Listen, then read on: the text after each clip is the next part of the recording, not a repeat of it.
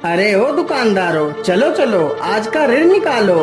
लेकिन राजकुमार जी, बस अभी अभी तो मैंने दुकान लगाई है। मालिक, अभी तो मेरे पास एक ग्राहक तक नहीं आया। मैं आपको पैसे कहाँ से दूं?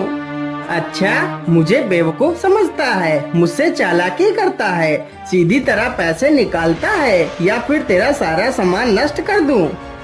मालिक, मुझ पर दया कीजिए, मैं अभी आपको कुछ देर में ही पैसे दे दूंगा। बेचारा किसान गिड़गिड़ाता रहता है, लेकिन राजकुमार को जरा सा भी तरस नहीं आता है। उसका सामान वो नष्ट कर देता है।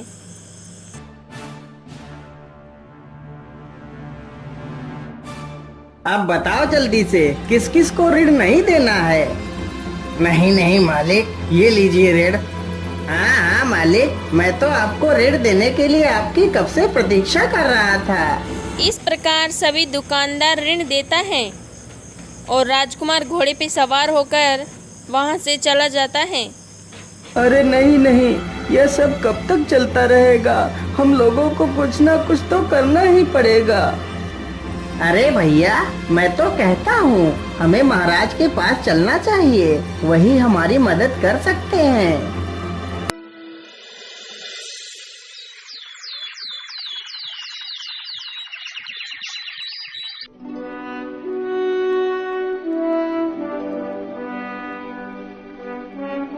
बोलिए गाँव वालों, आप लोगों को क्या तकलीफ है और आप लोग इतना परेशान क्यों दिखाई दे रहे हैं? महाराज, हम सभी लोग रोज बाजार में अपनी दुकानें लगाते हैं। इस प्रकार गांव वाले पूरी कहानी राजा को सुना देते हैं। अच्छा, आप लोग शांत हो जाइए। सैनिकों, राजकुमार को बुलाया जाए। जी पिताजी, आपने हमें क्यों बुलाया? बोलिए, क्या बात है?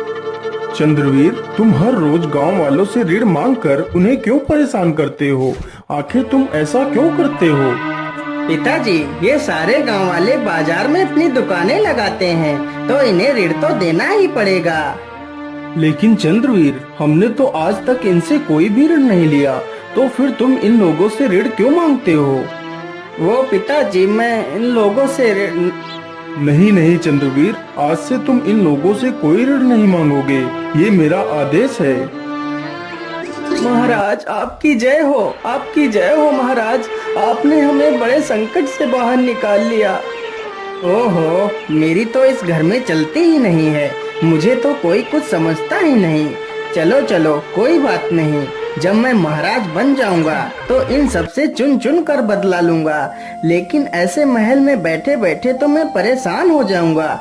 चलो चलो, कहीं घूमने चलता हूँ। मैं ऐसा करता हूँ, चलो आज शिकार पर चलता हूँ। इतने दिन हो गए, लेकिन मैंने किसी जानवर का शिकार नहीं किया। इतना सोचकर राजकुमार शिकार के लिए निकल जाता है।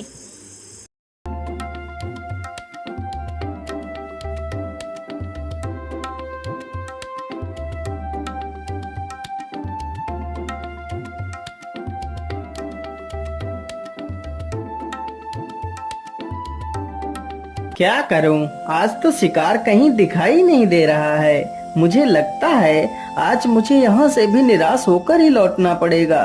चलो चलो, अब घर वापस लौट चलता हूँ। इतना सोचकर राजकुमार जंगल से घर वापस लौटने लगता है।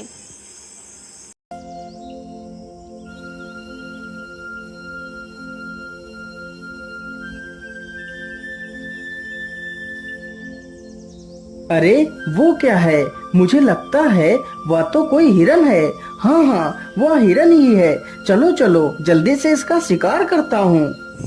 राजकुमार को देखकर हिरन वहां से भाग जाता है। राजकुमार भी उसके पीछे पीछे दौड़ता है। कुछ ही दूर आगे जाने पर राजकुमार निशाना साधता है और हिरन को जा लगता है। इससे हिरन घायल हो जाता है। हे राम, इस दुष्ट ने मुझे मार डाला। हे प्रभु, मेरी सहायता करो।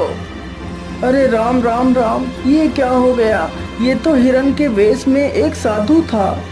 हे दुष्ट इंसान, तुमने मुझे क्यों मारा? मैंने तुम्हारा क्या बिगाड़ा था? लेकिन बाबा, मैंने आपको एक हिरन समझकर आपके ऊपर तीर चलाया था। अरे दुष्ट, तू इन मासूमों को क्यों मारता है? आखिर इन बेजुबानों ने तेरा क्या बिगाड़ा है? इन्हें भी दर्द होता है, तकलीफ होती है।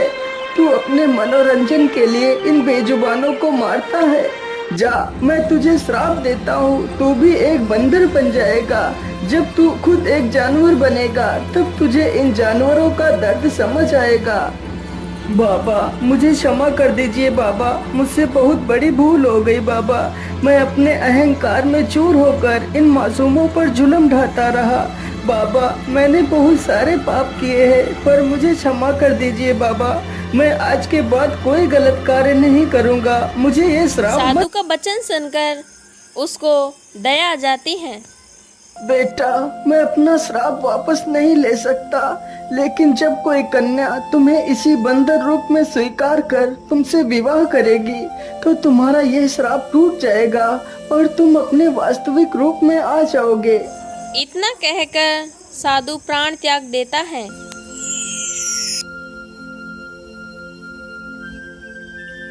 अरे, ये क्या हो रहा है? देखते ही देखते राजकुमार कुछ ही देर में बंदर बन जाता है। हे भगवान, ये क्या हो गया? मैं तो सच में एक बंदर बन गया। ठीक है, यही मेरे गुनाहों की सजा है। इतना कहकर बंदर अपने राजमहल की ओर निकल पड़ता है।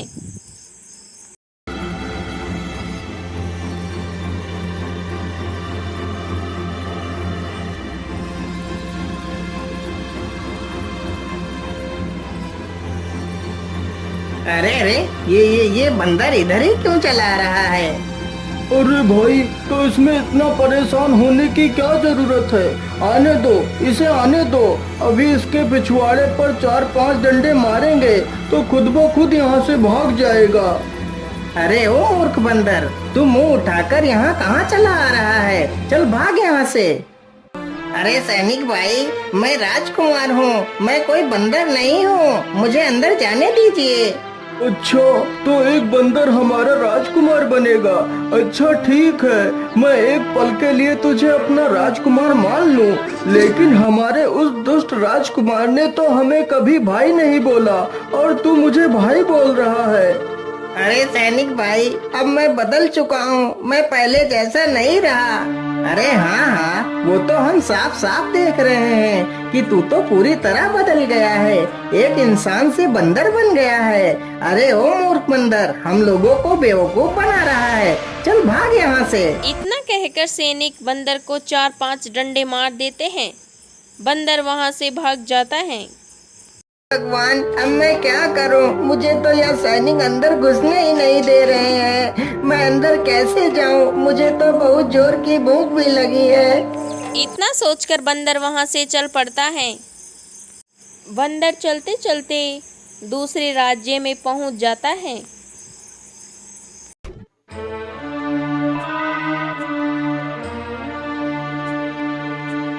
अरे, खाना तो मिल गया। चलो चलो, जल्दी से ये खाना खा लेता हूँ। वो खाना एक किसान का था। जैसे ही बंदर उस खाने के हाथ लगाता है तो किसान डंडा आगे कर देता है और बोलता है, दुष्ट बंदर, तू मेरा खाना खाना चाहता है। मैं यहाँ धूप में मरा जा रहा हूँ और तू मेरा खाना भी खाना चाहता है। रुक, अभी तुझे मजा चखाता हूँ।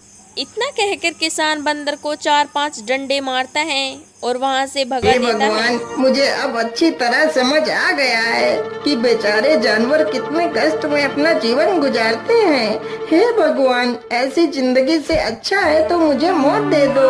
यह सोचकर बंदर दुखी हो जाता है।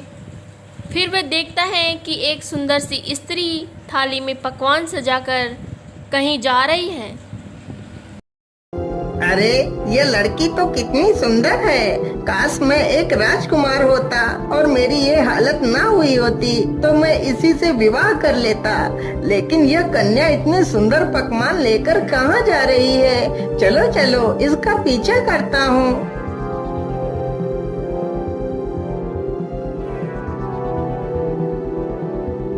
राजकुमारी थाली को गुफा के पास रखती हैं और वहाँ से चुपचाप चली जाती हैं। वाह वाह, यह लड़की तो कितनी महान है जो जानवरों के लिए खाना रखकर चली जाती है। और एक मैं था जो खुद जानवरों को ही खा जाता था। लेकिन अब ये सब सोचकर क्या फायदा। चलो जल्दी से खाना खा लेता हूँ। मुझे तो ये खाना देखकर रहा ही नहीं जा रहा। इतना सोचकर बंदर खाने की थाली पर बैठ जाता है और पूरे पकवान चट कर देता है। बंदर मज़े से खाकर वहाँ से चला जाता है। वह थाली एक डायन के लिए रखी जाती थी। जिस दिन डायन के लिए वो पकवान नहीं लाई, उसी दिन वह डायन राजकुमारी को खा जाएगी।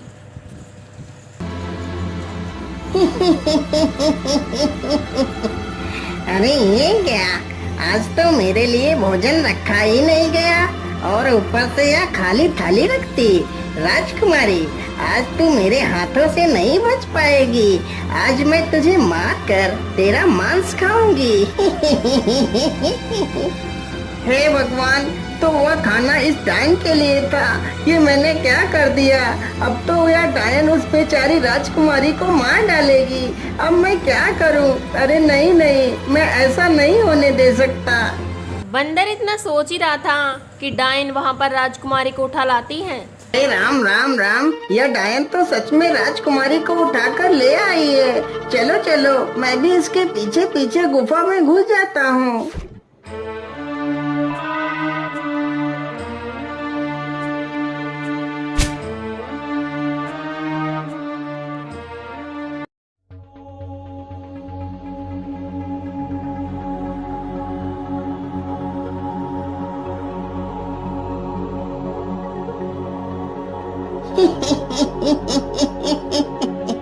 मूर्ख राजकुमारी, आज तुमने मेरे लिए भोजन क्यों नहीं रखा। अरे आप ये क्या कह रही हैं? मैंने तो आपके लिए खाना रखा था। अच्छा, तो तू मुझे मूर्ख बना रही है। आज मैं तुझे मार कर तेरा मांस खाऊंगी। अरे बाप रे बाप, यह डायन तो राजकुमारी को मार ही डालेगी। मुझे कुछ ना कुछ तो करना ही होगा। तभी बंदर को एक मजबूत सा डंडा दिखता है। बंदर उस डंडे को उठाता है और डायन कहते हुए के पीछे से मार देता है, जिससे डायन वहीं मर जाती है।